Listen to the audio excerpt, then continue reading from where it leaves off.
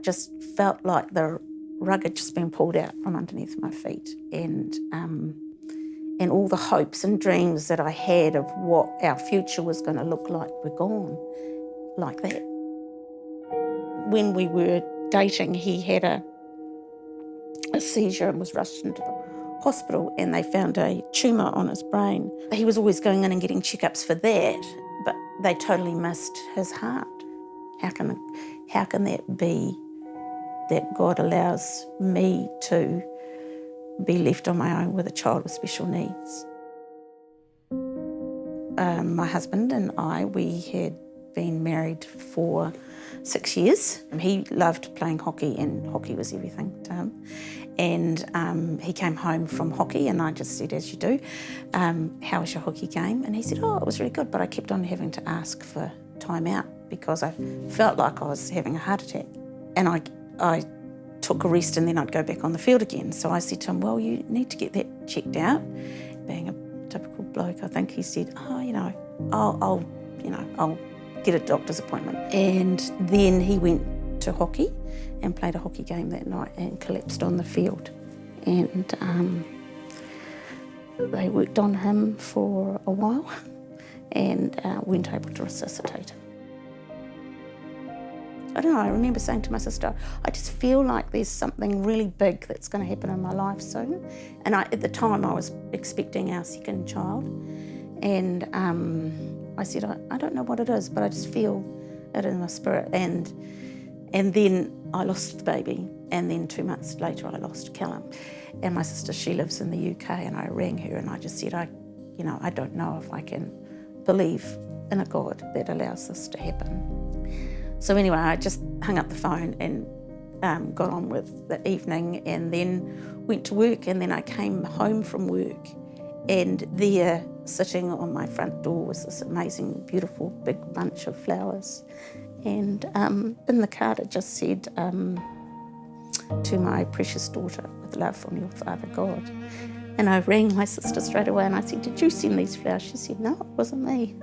So I still don't know to this day who sent those flowers, but they were a real pivotal point in just realising that God was with me at that time. One thing that I was really worried about was the finances, because we'd bought a home and we owed money, and I had to meet mortgage payments and things like that. And people kept coming and saying, what can we do to help? What can we do to help? And I don't know whether it's Kiwi, being a Kiwi and wanting to be independent or whatever, but I would often say, it's okay, I don't need any help. And I remember the pastor's wife came and said to me one time, Fiona, let people help you because it helps them. It helps them feel like they can do something for you. And so I said, okay.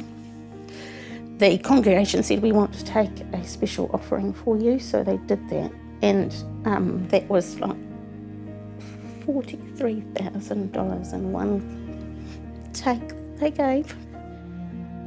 My husband was a secondary school teacher, and he taught chemistry and science. There was a man whose sons both had a bit of special, found learning difficult. So he took time out of his own time to coach them through their exams so that they could pass.